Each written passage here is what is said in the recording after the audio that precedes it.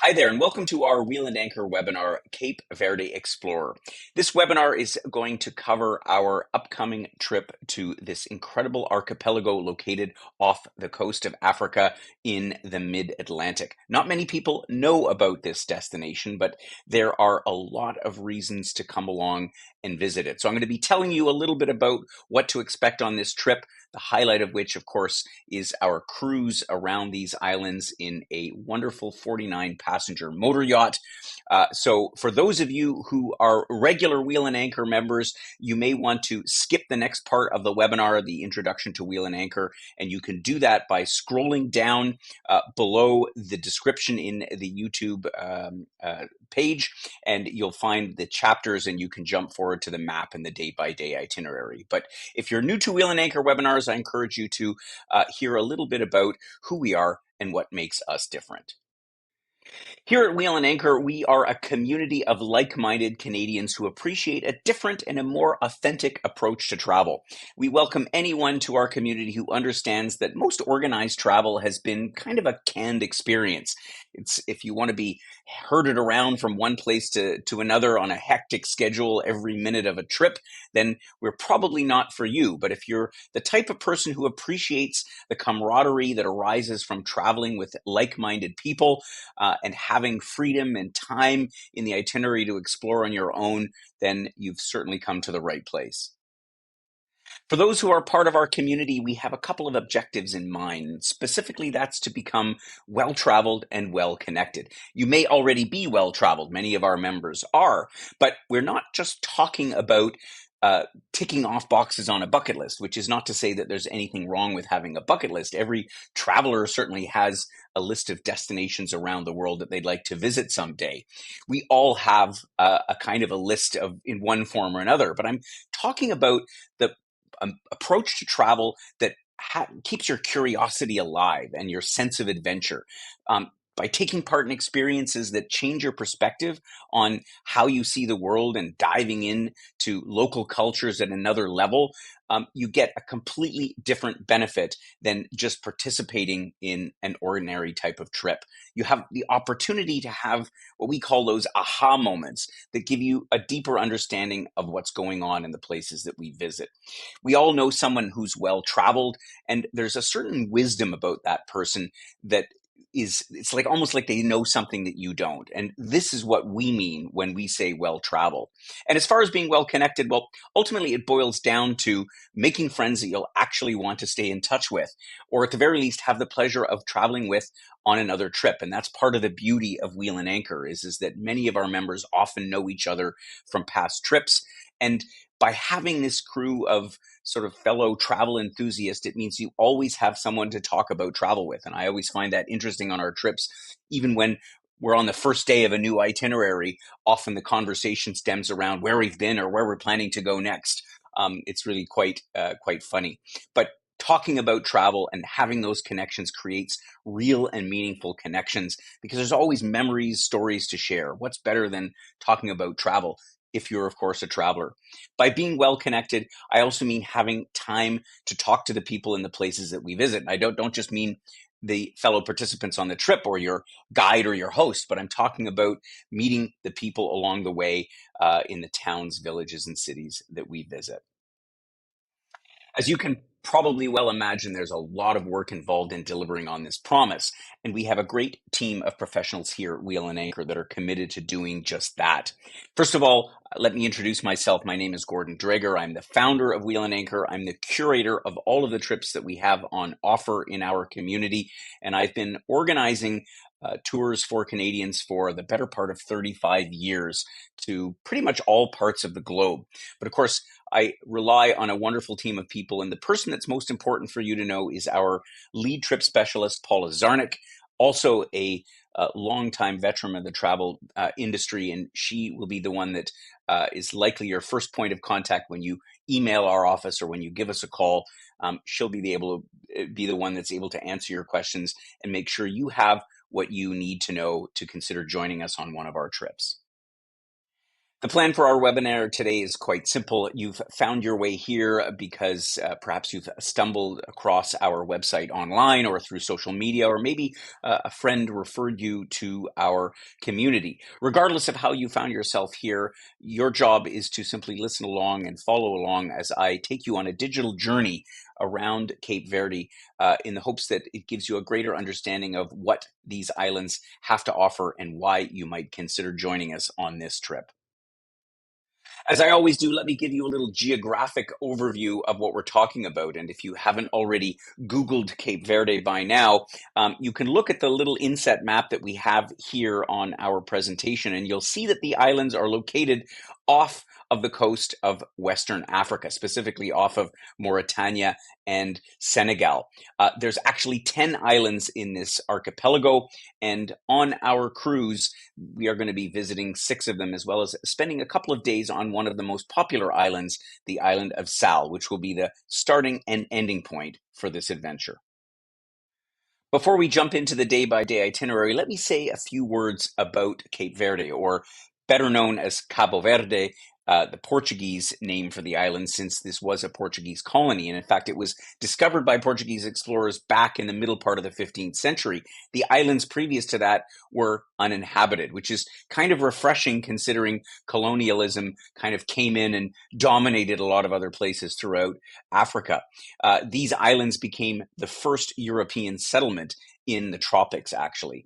Geologically speaking, Cabo Verde sits on top of an oceanic rise with a base that's about 2 kilometers above the sea floor. The islands are all volcanic, ranging from flat, sandy islands like Sal and Boa Vista, like you see in the image here, all the way to the dramatic mountainous Santo Antão and Fogo Islands. In fact, Fogo is home to an active volcano that last erupted back in 2014, and it goes up to a height of 2,829 meters above sea level. The islands played a crucial role in the transatlantic slave trade as they were a hub between Africa, Europe, and the Americas. It's a kind of a dark chapter in its past, and it contributed to the formation of a unique Creole culture and language that blended African and European influences. The people of Cabo Verde, are known for their warm hospitality, which is embodied in the idea of morabeza. And I'll share a little bit more about that later. This is a uniquely Cape Verdean form of hospitality and kindness. The population, as I said before, primarily Creole, a mix of African and European ancestry, with a rich cultural heritage that's reflected in their music, art, and their cuisine. Cabo Verde gained independence from Portugal back in 1975, and it's since become one of Africa's most stable and prosperous nations. As you know, West Africa is not exactly known for stability or prosperity, but the country is renowned for its music, particularly the sort of soulful Morna style that was made famous by the singer Cesaria Evora. We'll explore these islands and encounter a really fascinating blend of African and Portuguese influences, stunning landscapes that range from pristine beaches to rugged mountains, and a truly vibrant culture that will absolutely captivate you. So let's jump into the day-by-day itinerary, and you'll see exactly what it's all about. We're going to start off by landing on the island of Sal. Now, a first question you might have is, well, how do I get to these islands? Well, being that they were once a Portuguese colony, the ties with Portugal are still very strong. So the most likely routing that you will take will be through Lisbon on TAP Air Portugal, or a number of other airlines that serve the islands from different hubs across Europe. No sooner that you leave the airport, and you'll immediately see this wonderful and warm Cape Verdean hospitality. You'll be transferred from the airport directly to our beachfront hotel, which is located in the area known as Santa Maria. And it's a wonderful place to sort of catch up from the long journey over to Cabo Verde and give you a chance to acclimatize to this wonderful warm climate. You'll have the rest of the day of arrival to unwind, maybe strolling along the pristine beaches or taking a dip into the crystal clear waters. And that first evening, we'll have a get together, an icebreaker, as it were, so you can meet your other members and get your first taste of Cape Verdean cuisine and hear all about the adventures that await us over the coming days. On this, our first day, we'll have a little bit of time to enjoy Santa Maria before we embark on our vessel.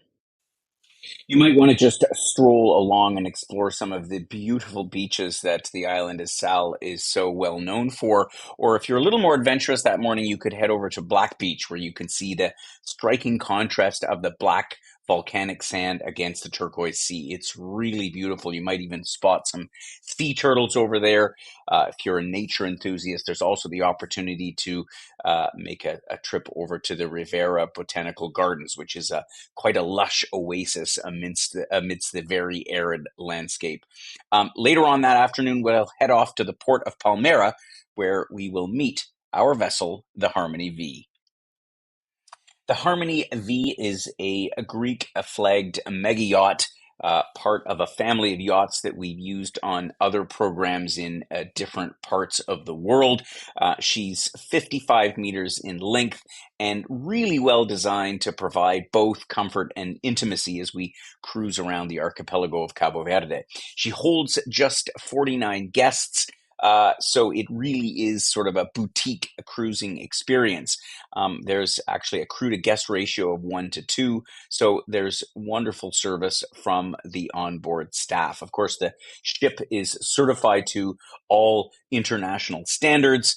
As I say, she is really the ideal blend of comfort and intimacy because you get to go to all these little ports that big ships, to the extent they even travel in this part of the world, they can't even get anywhere near the spots that we're stopping on this cruise. There's ample space both inside and out. Of course, a wonderful sun deck where you can soak up the sun or stare up at the stars in the evening. And in this part of the world, I can tell you the stargazing is truly amazing because of the almost complete absence of artificial light. There's also an outdoor bar, so you can enjoy a cocktail or other beverage as we sail around the islands.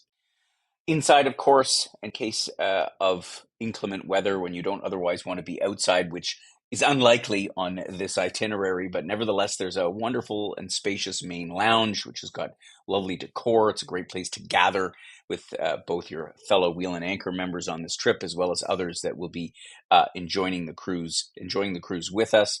There's also a beautiful dining room you can see pictured with large windows that have great views while you enjoy your onboard meals. The cuisine on board is really quite delicious. It is a mix of both local cuisine as well as continental and Greek cuisine, being a Greek flag vessel. So you get really a lot of options, and there's always something that will suit your palate. Typically, they serve breakfast and lunch buffet style, and dinner is in a set menu that is served. As far as staterooms are concerned, we are offering two different categories, so-called category A and B. B being staterooms on the main deck, and the ones that are so-called category A are on the upper deck. They're basically the same in size and amenities. They all come equipped, of course, with private washrooms with showers. They've got flat screen TVs. There's a fridge in every room, hair dryers, and of course, individually controlled air conditioning, safe deposit boxes, everything that you can expect to afford you a very comfortable experience on board. So we'll have set sail sometime during the early hours of the morning, with our first stop being the island of Boa Vista. We'll wake up in the morning to some beautiful views of the island. It truly lives up to its name, Boa Vista, which of course translates to beautiful view. Today's adventure will be all about immersing ourselves in the island's incredible landscape and rich culture. Now, on this day, as with most days on the itinerary, you have the option to participate in an excursion. But of course, for our more intrepid members, you can also go and do some exploration on your own. So, for those deciding to join in the excursion today, we'll explore a little bit of the diversity on the island, starting off in Salray, which is the vibrant capital of the island. Now, we think capital, we don't think a big city here. There are no big cities in the Cape Verde Islands, but you'll find here a great example of where colonial architecture sort of blends with bustling markets. We'll also visit Rabil, where we'll visit the preservation of the traditional crafts at a local pottery school, and we'll continue on to the Viana Desert, which is really, like you can see here, showcases this island's unique and very arid beauty. A highlight of the day will be a stop in at Santa Monica Beach, where we can take a refreshing dip in the pristine Atlantic waters. And we'll make one more beach stop at Santa Maria, where we'll get to see an old shipwreck, which is quite a haunting reminder of the island's maritime history. Either way, we'll have a chance back on ship to try some of the island's famous homemade goat cheese, which is a true local delicacy that really captures the essence of the pastoral traditions in Boa Vista. We'll have a longer overnight sail tonight as we make our way south to the island of Santiago. Here we'll have a chance to really step back in time as we visit this, the largest of the islands of Cabo Verde, and also the home of the first settlement. We'll start off in Cidade Velha, which is actually a UNESCO World Heritage Site, and you'd be surprised there's quite a number of UNESCO sites on the island. This is the original capital of the archipelago. For those who decide to join us on our optional excursion today, we'll start in Plateau, which is the modern capital's historic center, and we'll stroll along Rua de Praia, which is a street that's just brimming with shops and colonial architecture. The bustling fish and African markets give you a bit of a glimpse into Cape Verdean life in one of the busier urban settlements in the archipelago. The highlight of the day, though, will be our visit to Cidade Velha itself, where history really comes alive. We get to explore the huge and imposing Sao Felipe fortress and wander through the historic area known as Rua de Banana, where we'll see the church of Nossa Senhora de Rosario, which is one of Africa's oldest colonial churches. We'll also get a chance to visit the Pelourinho, which is the Pillory Square, which gives you a really poignant reminder of the complex past of this island. We'll walking up and down the cobble streets of this island. We won't just be going in the footsteps of explorers and the traders and settlers who shaped the destiny not only of Cape Verde, but the whole Atlantic maritime world. This day will really allow us to deepen our understanding of Cabo Verde and its rich cultural tapestry. Our next island visit will be practically due west from Santiago, the island of Fogo. Today we're in for a truly awe-inspiring day because, of course, if you haven't guessed already, Fogo is literally translated as Island of Fire. And true to its name, it's home to an active volcano, you see it again pictured here, that has shaped both the island's landscape and not to mention the resilient spirit of its people. As I mentioned at the onset, the last eruption was back in 2014. The optional excursion that we have on available today will start in Sao Felipe, where we'll get a chance to wander through the market, admiring the sobrados, which are the grand colonial houses that really give evidence of the island's prosperous past. We'll then head inland and we'll check out the ingenuity of the local farmers who use drip irrigation techniques to cultivate crops in this soil, which, as you can imagine, given the volcano and the eruptions over thousands of years, has a very challenging environment. But the pinnacle of the day will be our visit to Jades Calderas, which is the community nestled right inside the caldera, or the crater of the volcano. This is Cabo Verde's highest point. We'll trek up to the rim of the crater, which is that was formed by this last eruption in 2014, and you'll even feel the heat from the lava below and see wisps of steam, which are reminders that we're standing really on living, breathing earth. Of course, we're not going to do anything that would be too risky, but you don't often get the chance to get up close and personal with a volcano like this one. We'll cap off this incredible day with a beautiful lunch at Casa Marisa, where we'll sample the local Manecon wine, which is grown in this volcanic soil. So it's a really fitting day, fitting end to a day that showcases the raw power of nature and the indomitable spirit of the islanders of Fogo. We then have our longest sail of the trip, which will take us back up to the northwestern part of the archipelago. Here we'll arrive at Mindelo, which is the cultural capital of the Cape Verde Islands. This city pulsates with music, art, and a joie de vivre that's simply infectious. Our walking tour will take us around the Rua de Praia, which will give us some stunning views over the Baio de Mindelo. This is this bay that we see here in the image. We'll get to explore the bustling fish market, where the catch of the day is always displayed in a colorful array. We'll also take in the African market at Praça Estrela, where you get the scents from all of the exotic spices and the chatter of the local vendors. Nattering away mostly in Creole. We'll head through the historic quarter, where we'll get to see some of the beautiful colonial buildings like the town hall, which is testament to the Mindelo's importance as a port city. Praça Nova is the perfect place to stop, soak in some of this lively atmosphere, maybe take a coffee or try one of the traditional Cape Verdean snacks. Throughout the day, we might hear sounds of morna, which is this soulful music made by Cesaria Evora. And you might even want to Google that to listen to some of the music. It's quite magical. This is Mindelo's most celebrated artist and native of the city. So this day is all about letting the rhythm of the island, specifically the island of São Vicente, to really invigorate you as we explore this part of the archipelago. We now make a short little hop from São Vicente up to the island of Santo Antão. Today, as we sail into Porto Novo, you'll immediately notice the dramatic contrast between the arid landscapes that we've seen so far and the incredibly lush, verdant valleys that this island is so well known for. This island is a hiker's paradise and also an agricultural wonderland.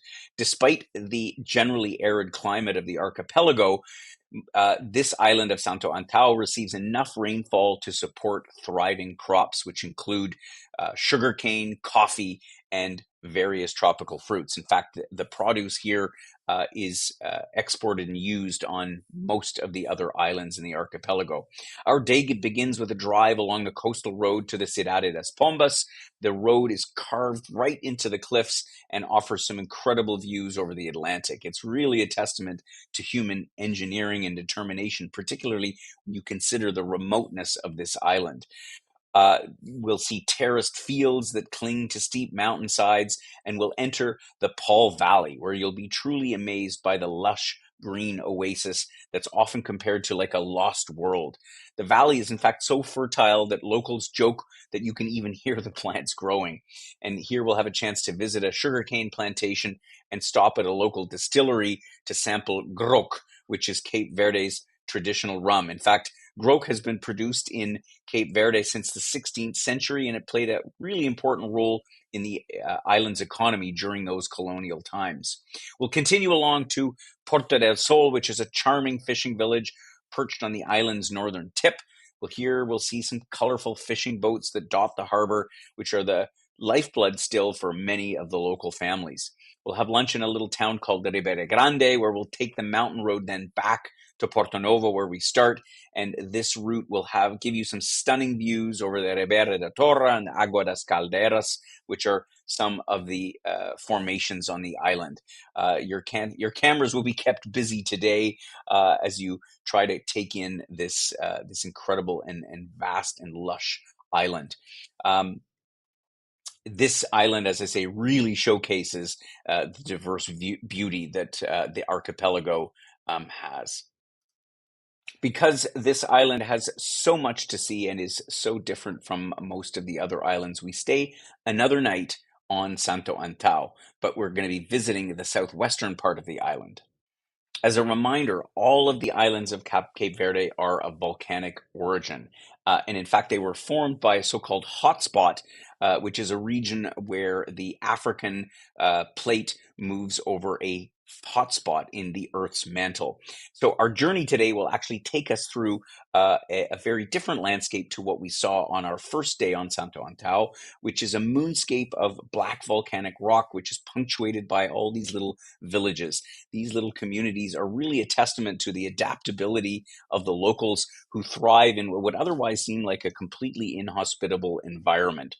As we travel, we'll see some unique agricultural practices because farmers have found some pretty ingenious methods to cultivate crops in this rather challenging terrain. We'll see the calderas, which are these small stone walls that were built to protect plants from the wind and to conserve moisture. There's a number of viewpoints that we'll stop at along the way, and each offers a new perspective on the rugged landscape of the island. The interplay of light and shadow on these volcanic slopes creates a really beautiful and ever-changing canvas.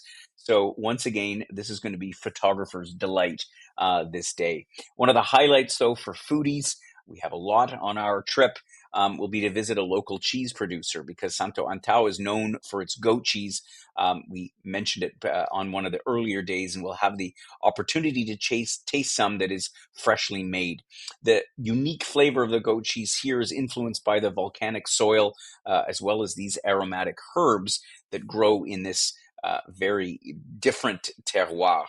We'll head then back to Porto Novo, which is where our ship will be moored, and we'll have a chance to appreciate the resilience of both nature and man in this rather harsh and beautiful environment.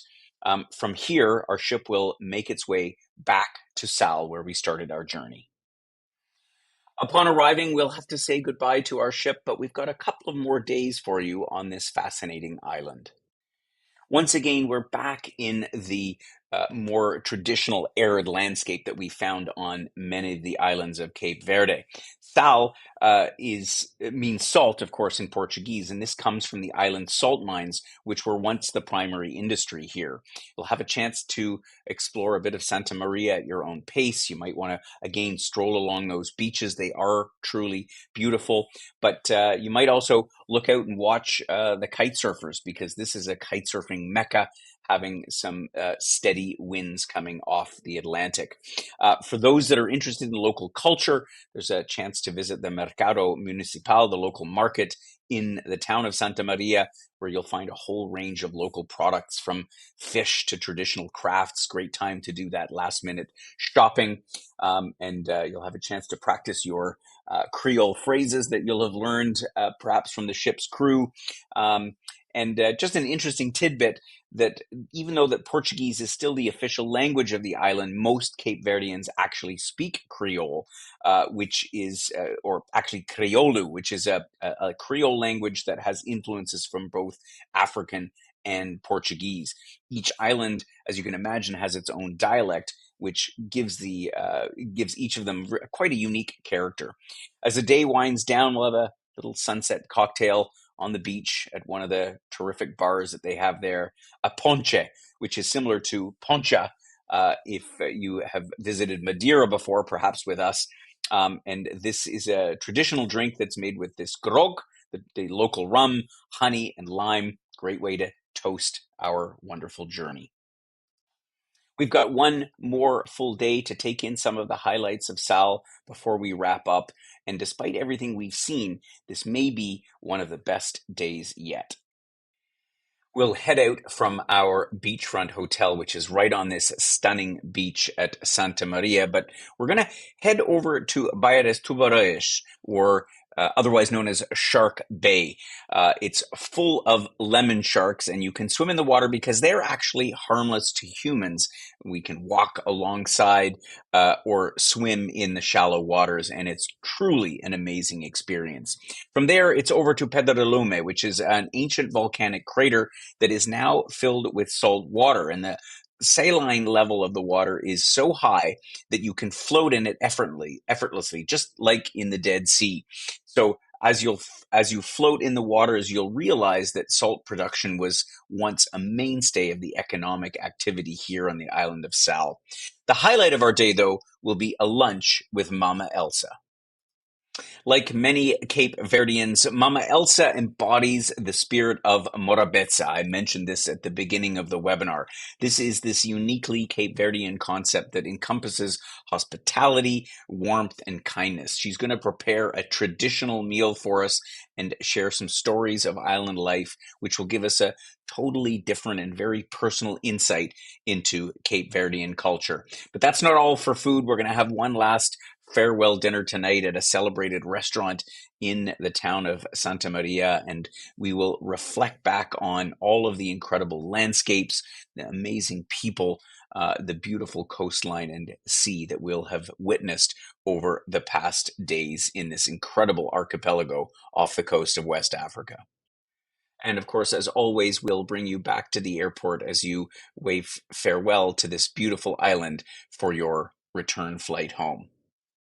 There's, of course, lots more details for you to obtain about this adventure. So the best way to do that is to pay a visit to our website. You'll find the link to the page for our next visit to Cape Verde in the description below.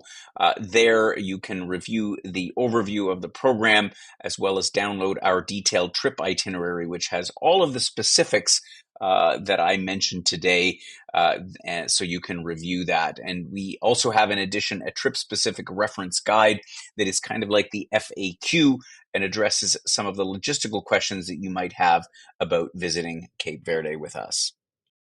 Of course, there's likely to be more questions, and we're happy to answer those. You can get in touch with us, specifically Paula or one of our other trip specialists, by either calling into our office or dropping a mail to the address shown here. We'll be happy to answer all of your questions about this amazing trip. I want to thank you for joining me on this little trip around Cape Verde.